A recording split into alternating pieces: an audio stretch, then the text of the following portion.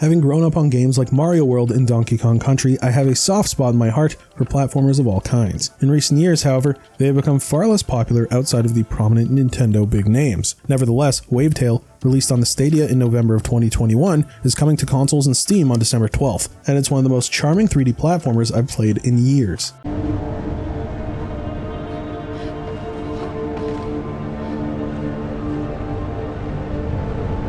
You play as Sigrid, the granddaughter of a lighthouse keeper in a world that's primarily flooded. On top of all the water in their town of Strandville is a thick dark fog called gloom, kept at bay by the various lighthouses powered by spark. Once a fertile land, Strandville blames the current state of their world on the war with a group they call the Dirty Paws. The plot is established almost immediately, and while it isn't the most complicated story, it's easy to understand. It isn't long before the gloom descends on Sigrid's home, but she is saved by something people call a shadow. While Sigrid appears unable to swim, the shadow assists her by allowing her to walk along the water's surface and even surf. Using the shadow, Sigrid sets out to push the gloom away from her home. To that end, the gameplay of Wavetale is relatively simple. You begin the adventure with your entire movement kit. You can jump, double jump, dash, hover, sprint, and attack using your net in both quick and powerful attacks. You get the idea. After you meet the shadow, these translate to your time on the water. While this game is action, the combat is simple with very little enemy variety. It doesn't feel bad, however.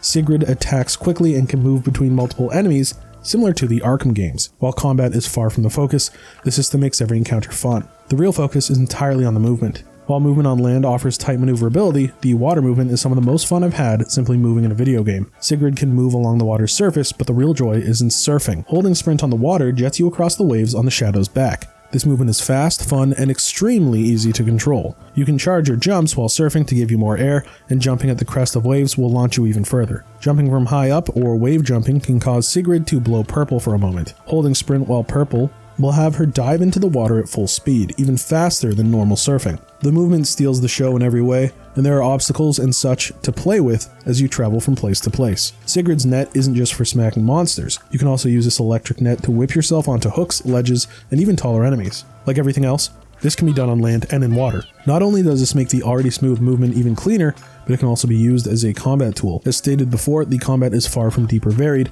but the movement tools ensure that it's never not fun. The real charm comes from the characters and the graphics themselves. Wavetale looks and feels like a PlayStation 2 or GameCube era game. Everything has a heavy cell shading and leans far more into being almost cartoonish. To add its own spice, everyone's face is hand-drawn and animated in a sketch style. Character expressions make scenes incredibly easy to follow and add an extraordinary charm and personality. Characters are diverse, with various skin tones, attitudes, and orientations. Most characters give you small quests that flesh them out a little further. My only complaint is that these side characters don't get more screen time or dialogue outside their first meeting and quests. Completing quests and exploring will grant you mini sparks, the game's currency. These can be spent at Bane's boat for cosmetics for Sigrid, including different clothes, hair colors, and hats. These can be mixed and matched as you wish and changed anytime you visit Bane, who tends to follow you around the islands. While these cosmetics don't appear in cutscenes, it's still fun to surf around with a skeleton suit and a shark hat. While I had an absolute blast, Wavetale is tragically short. Even after completing the character book, every quest, and each race, I still beat it in roughly 5 hours.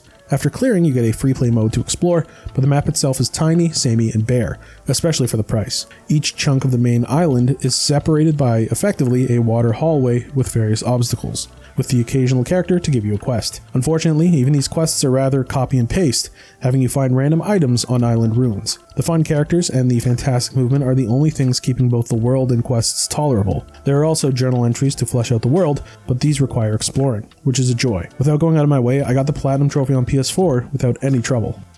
Even with the flaws in the design and a few objects popping up on occasion, Wavetale was an absolute joy to play. From the charming graphics and characters to the amazing freedom of movement, the adventure Sigrid and the Shadow go on to discover the truth of their home is one I'm happy I got to experience. Noisy Pixel is giving Wavetale a 7 out of 10. Thanks for watching. Please be sure to check out the full review at noisypixel.net. Noisy Pixel is run by a group of gamers who work hard to deliver news, reviews, previews, and more. Please subscribe to keep up with all our future content.